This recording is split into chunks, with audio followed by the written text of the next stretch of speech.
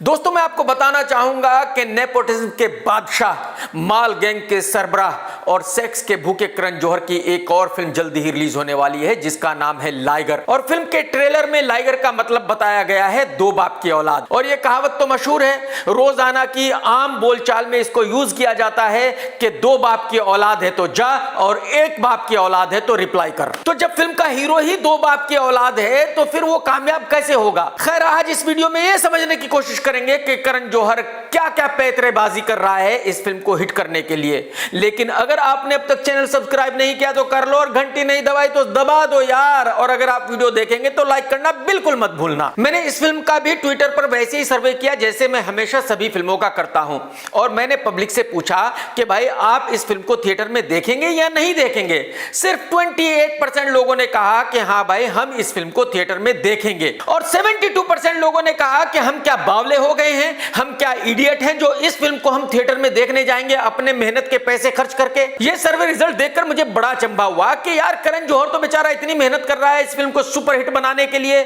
लेकिन फिर भी पब्लिक इस फिल्म को देखने को तैयार नहीं है। इसकी वजह क्या है? आपको तो पता ही होगा कि करण जौहर ने इस फिल्म के हीरो विजय एनाकोंडा को अपने शो कॉफी विद करण पे बुलाया था और वहां उससे खूब उल जुलूल सवाल पूछे। आप थ्रीसम करते हो क्या? आप फोरसम करते हो क्या?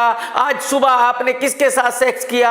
मतलब करण जौहर अपने शो पे सिवाय सेक्स के सवालों के और कुछ नहीं पूछता। ये आदमी सेक्स के लिए इतना ऑब्सेस्ड है, ये आदमी सेक्स का बुढ़ापे में भी भूखा है। एक्चुअली इस तरह के सवाल पूछने का मतलब सिर्फ इतना सा था कि करण जौहर को कंट्रोवर्सी करनी थी, करण जौहर को उस लड़के को सुपरस्टार बनाना है। और भाई साहब करण जौहर साहब माफ कर दीजिए, करण जौहर ने सभी लड़कियों को भी अपने शो पर बुलाया और उनसे भी कहलवाया कि विजय एनाकोंडा कितना हॉट है, हर लड़की उसको डेट करना चाहती है। भाई साहब करण जौहर साहब माफ कर दो। अरे भाई साहब कोई लड़की अकल से पैदल ही होगी, इडियट ही होगी जो चप्पल पहनने वाले हीरो को डेट करना चाहेगी।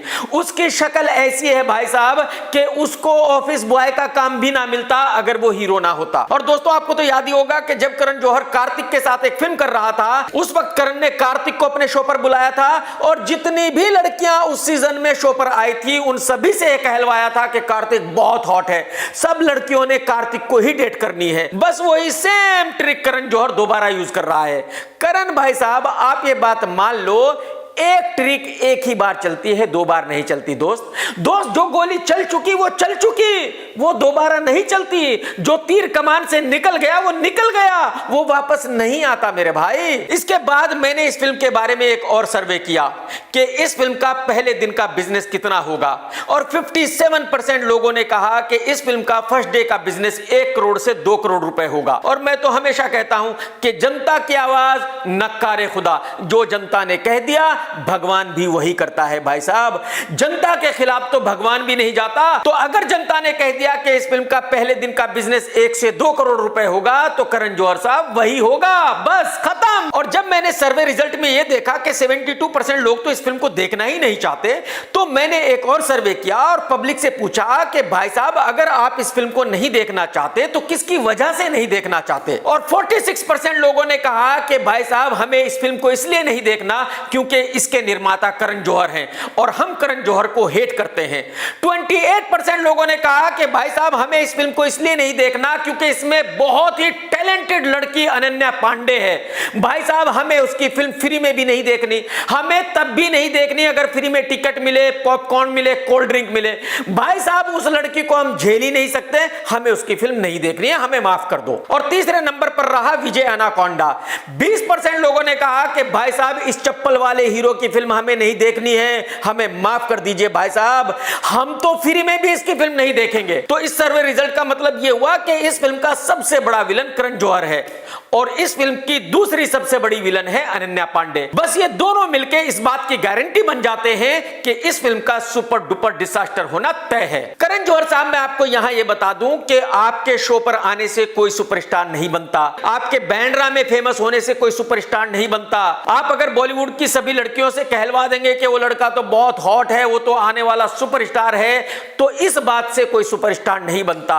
अगर आप किसी को सुपरस्टार बना सकते तो भाई साहब आज वरुण धवन सुपरस्टार होता, सिद्धार्थ मल्होत्रा सुपरस्टार होता, वो झुग्गी एक्टर सिद्धांत भी सुपरस्टार होता और इमरान खान भी बेचारा सुपरस्टार होता, जिसका आपने कैरियर खत्म कर दिया है, जो घर पर बैठा हुआ है, जिसको कोई आज टीवी सीरियल में भी काम देने के लिए तैयार नहीं है। भाई साहब ये जो पब्लिक है ना, यही किसी फिल्म को हिट करती है और यही किसी फिल्म को फ्लॉप करती है, और यही पब्लिक किसी को सुपरस्टार बनाती है और यही पब्लिक किसी को जीरो स्टार बनाती है। और ये पब्लिक आपको अच्छी तरह जान चुकी है भाई साहब, आपका चेहरा ये पब्लिक बहुत अच्छी तरह पहचान चुकी है। 46% को तो आपकी फिल्म आपकी वजह से ही नहीं देखनी है। आप बात को समझो मेरे दोस्त। करण जौहर फेक और पेड मीडिया के द्वारा यह अफवाह फैला रहा है कि लाइगर का पहले दिन का बिजनेस होगा 20 करोड़ रुपए, जबकि मैं ब्लैंक पेपर पर लिखकर देने को तैयार हूं कि उस फिल्म का लाइफ टाइम बिजनेस भी 20 करोड़ रुपए नहीं होगा। हिंदी में एक दिन के बिजनेस की तो बात ही भूल जाइए दोस्त। और मैं यहां आप लोगों को यह भी बता दूं कि करण जौहर ने विजय एनाकोंडा को इस फिल्म के लिए 35 करोड़ रुपए दिए हैं और इस फिल्म की लैंडिंग कॉस्ट है 125 करोड़ रुपए। लेकिन करण जौहर इस फिल्म के बजट के बारे में रिलीज से पहले कोई बात नहीं करेगा। जिस दिन यह फिल्म रिलीज होगी और पहले दिन का बिजनेस 1 या 2 करोड़ रुपए होगा, फौरन ही करण जौहर मीडिया में बता देगा कि इस फिल्म की लैंडिंग कॉस्ट तो सिर्फ 30-35 करोड़ रुपए है। तो मैं मीडिया वालों से रिक्वेस्ट करता हूं कि भाई वो करण जौहर से पूछे कि भाई साहब आप बजट फिल्म के रिलीज होने के बाद क्यों बताते हो, फिल्म के रिलीज होने के पहले क्यों नहीं बताते हो। लेकिन मीडिया वाले क्या पूछेंगे, वो तो बेचारे खुद ही करप्ट हैं, वो तो खुद ही फेक है, पेड है। तो आखिर में मैं यही कहना चाहूंगा कि भाई साहब इस फिल्म का चलना नामुमकिन है, इस फिल्म का सुपर डुपर फ्लॉप होना तय है। और मेरी करण जौहर से यही रिक्वेस्ट है कि भाई साहब आपका काम हो चुका, अब आपका बॉलीवुड से जाने का वक्त आ गया है, तो आप अपना बोरिया बिस्तरा इकट्ठा करें और बॉलीवुड को बाय बाय कह के निकल लें। टेक केयर दोस्तों, जय हिंद, वंदे मातरम, सत्यमेव जयते।